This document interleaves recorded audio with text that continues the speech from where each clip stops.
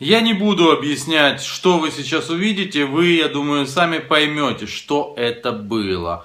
Первым понял боец правого сектора, который присутствует на данном видео. Но вообще, мне кажется, есть над чем поразмыслить.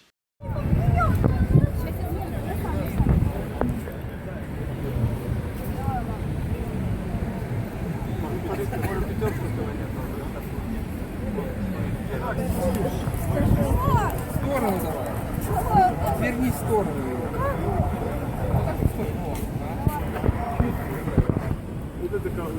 Мы собираем средства для добровольцев.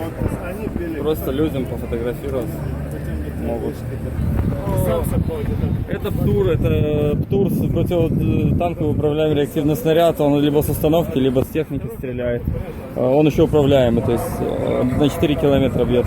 Это маленькая РПГ-18, ручной противотанковый гранатомет, либо ручная противотанковая граната, как по-разному называют. Это макет автомата, он не боевой. Но точная копия, все просто ствол, просто разрезанный ствол, чтобы он не стрелял. Ну, это последние 400 гривен у нас как бы цена завышенная, потому что это как вклад в наше подразделение. По-разному, все в разных подразделениях, да. Бывают потери, как бы, это война. СИП-62? Мы добровольцы, я был в полку Азов год, сейчас в составе первой штурмовой роты 5-го батальона правого сектора были. У нас было 5 200-х, 10 300-х, вот недавно нас вывели, из-за этого прокуратура приехала, то есть, пока нас вывели. Ну, это мы около Донецкого аэропорта были, на шахте Бутовка, Зенит. Как стреляют, артиллерия работает, минометы 120-е, САУшки, то есть вот у нас 120-ми минометами и САУшками был артобстрел, там 5 погибших. 1 ВСУшник, 4 добровольца. Так бывает. Но я вот знаю, что Яроша, это УДА, украинская добровольчая армия, они 8 пленных взяли вот 2 дня назад вроде бы, сепаратисты. Не взяли, они сами перешли на сторону. А 3 убитых как не взяли? Нет, так при обстреле когда было. Я знаю это, я сам был только 2 дня как оттуда. У Яроша, да? Да, у Яроша. Ну, а мы с Подолянином. Я понял, с Подолянином знаем такое. Да. Там как получилось? Они начали атаковать, часть решила перейти, часть стреляла. И там получилось так, что при переходе их было, и по ним же стреляли. То есть пытались уничтожить тех, которые на нашу сторону переходили. И получилось, что прикосновение было. Я предлагаю хорошим массированным ударом показать, что мы не лохи. Понимаете, вот смотрите ситуацию. 400 метров между нами. Подъезжают на 100, на 150 метров товарищи на БТРе. Сидят и показывают, вы что, дураки, а мы не имеем права по них даже стрельнуть. Понимаете, то есть, чтобы они нас зауважали как государство. Сейчас надо, вот пока есть дух человеческий, людской, есть ресурсы, которые можно, надо показать им, что мы умеем воевать. Показать надо, что мы тоже имеем дух и имеем что-то. А не уговаривать их. Сколько можно уже? Для меня президент все многое чего делает. Он как президент, я здесь на Майдане был с 3-го дня по последний. Ушел отсюда добровольцем, возвращаюсь на отдых на неделю и снова там. Понимаете, в чем дело? Я служил в Широкино, 386-я дивизия. Швед. Я сам по специальности мастер по пошиву одежды. Вот что я хочу сказать. Я тоже хочу сказать товарищу нашему президенту, я его уважаю, он политик, но не военный стратег. Все люди, которые находятся в армии, вот особенно добровольческие отряды просят, дайте команду хотя бы раз ответить им.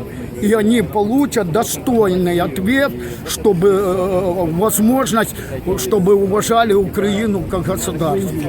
Я еще раз повторяю, они ведут себя очень нагло, потому что мы это им дозволили. Раз бы дали им по шеям хорошо, 2 блокпоста, подъезжают на 200 метров к нам, останавливаются на БТР и сидят, и показывают, вы что, дураки, стреляйте ж по нам, понимаете? А мы не имеем права отвечать. Только при прямом контакте, уже когда прямой контакт у нас с ними, тогда нам разрешено стрелять. У них людского потенциала нету, понимаете? Российских они уже туда, наемников, как говорится, не посылают. Там уже тоже начали переходить простые рядовые на нашу сторону, я много знаю. Бедные татары 400 дней, за сутки они 400 тысяч тогда вывезли, но сейчас они хитрее сделали.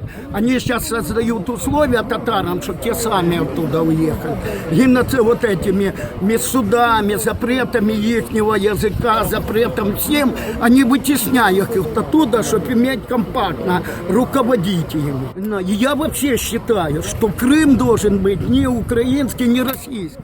Если посмотреть реальную историю, то вот эти большие города, Херсон, Севастополь, Симферополь, был основаны греками, которые торговали тогда, да, и селились, мореплаватели греки, которые оттуда приходили сюда. Моя идея такая, что Крым должен быть половину татарский, половину греками. Англия, она упадет. Без подсказки они не выживут. Начнет у них уровень жизни падать еще ниже. Понимаете? Это так, как в Крыму под дулом автомата провели и заставили голосовать об отсоединении. Но я же, вот это мое мнение, что Англия упадет в уровне развития своего. Евросоюз – это монолит, который держал и своим странам, которые 27 сейчас уже осталось в Евросоюзе, она им подсказывает, то есть я беру у вас что-то новое, вы в меня, и мы начинаем, то есть экономические движения. Сейчас они одни будут им, Евросоюз нового ничего не будет им давать, и то есть роста не будет просто вверх. Может, где-то что-то в Евросоюзе надо менять, но не кардинально, понимаете? Потому что шаги истории, то есть и экономика движется, то есть монолит вот этот, он движется вперед, как колесо истории, вперед крутится, а не назад. Где-то что-то надо, может, и в Евросоюзе поменять. Джордано Бруно сказал вроде бы правду, что земля круглая. И как его, и его, те, кто люди ему поверили, пролили кровь за это. Да так и у нас.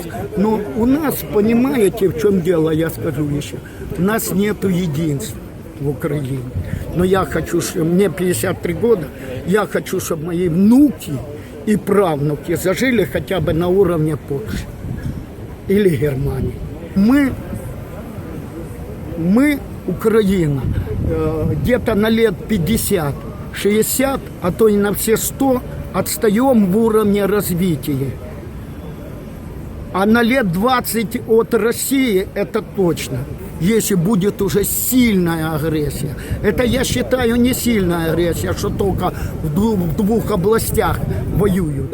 Мариуполь, Харьков – это совсем другая противоположность. Туда не дошла агитация России, как в этих приграничных областях Луганска и Донецка. В Донецком аэропорту, сейчас вон на Авдеевской промзоне кусаем их, и кусаем мы их сильно.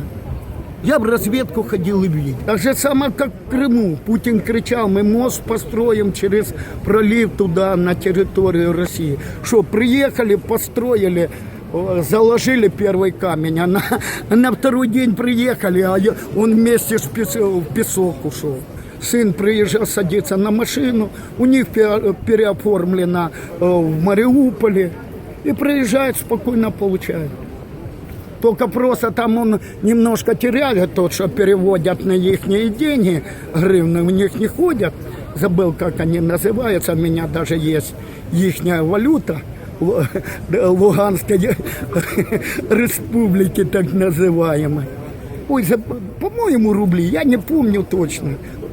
То есть не верьте никому. Я доброволец. Я получаю от 4 до 8 тысяч. Если есть официальное подтверждение, что я убил столько-то, столько-то, по 1000 еще за солдата, по 2 добавляют за уничтоженный БТР и там. Не обязательно тело, можно его заснять, можно, чтобы 2-3 человека видело, как ты убил. Но сейчас этим никто не пользуется, потому что некогда считать.